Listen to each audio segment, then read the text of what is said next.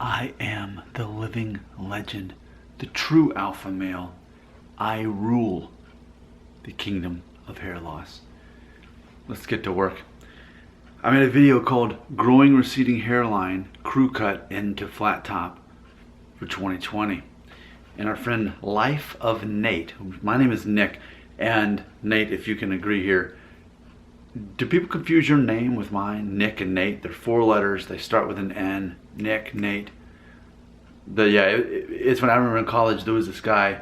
He was also of Hispanic origin like I am, but still looked like a white guy for the most part. But the funny thing is he was like, I feel like at least 6 foot tall and like probably at least weighed 50 pounds more than me. And this girl walked up to me one time, she said, "Hey Nate, how's it going?" And she was asking all these questions that vaguely related to me, like, "Oh yeah, how's the music going?" and all this stuff. I'm thinking, I think she thinks I'm the other guy. Nate Gomez was his name, actually. Yeah, that's funny. So yeah, we have similar names. Let's get to the question though. Quote, "So this is something I think needs to be explored more in the hair section of whatever hair falls into science. But I'm a lifeguard, and so I'm in chlorine a lot, more than a typical person who goes to the water park or swimming pool. And I've started noticing hair fall out easily as I run my finger through my hair. Before I got the job, which was in October of this year, my hair wouldn't do that. So it got me wondering if chlorine has any negative effects on hair falling out, because I become a little stressed about it. And we all know stress can also lead to hair falling out.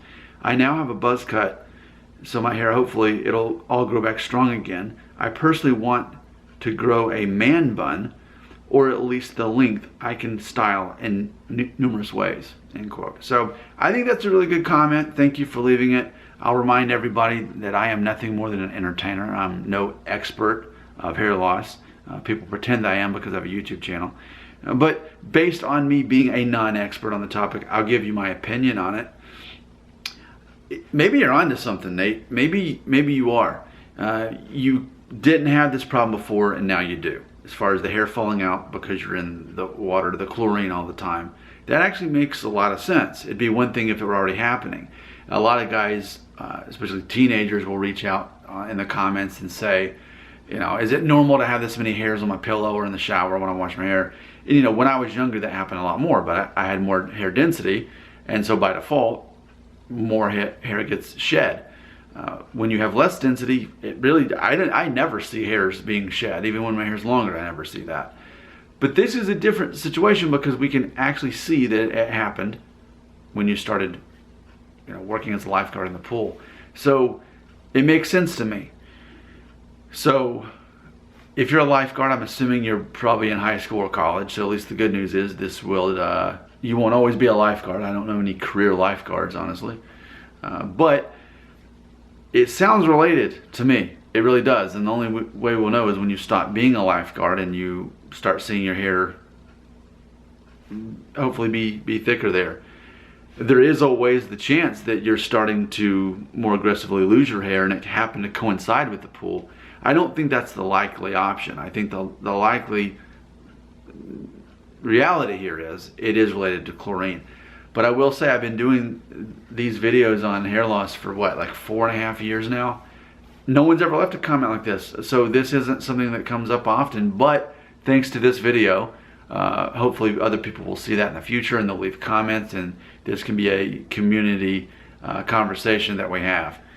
So as far as the man bun, I would definitely say, yeah, get started on that, because that's the thing. It's so many of my viewers, it's not that they're actually losing their hair, it's that they fear that one day they will. And the reality is one day most of us will go bald. The reality, we just don't know when. So that fear of the unknown, which is funny because people who watch my channel aren't worried about death. They're more fearful about going bald, as if it were that predictable of a thing.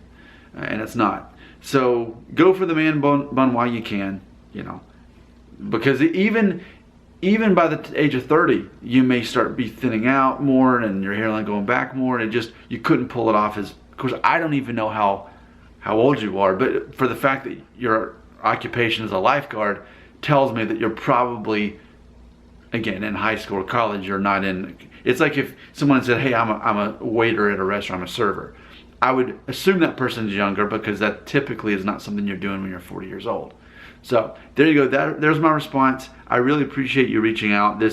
I love it when someone has something new to bring to the table, to the comment section here. That would be what I'd say. What I'm saying is, you got me convinced that it's the chlorine. That's what you got me convinced of. So the only way to deal with that is to stop being a lifeguard and become a waiter instead. I don't know. Do whatever is going to be best for you. Closing thought though, I would think that if it is the chlorine, it's temporarily making the situation worse for your hair. I don't think it's permanently, changing your hair situation, speeding it up. I don't think that. I think it would be a temporary thing. In the same way with stress, I don't personally believe that being stressed out means you go bald sooner. You may lose hair in the process. All kinds of health problems will happen if you're stressed. But I would believe if you get the stress out of your life, then suddenly your hair starts growing in thicker. That's what I would believe. Feel free to leave your comments right here. And remember that I rule the kingdom of hair loss.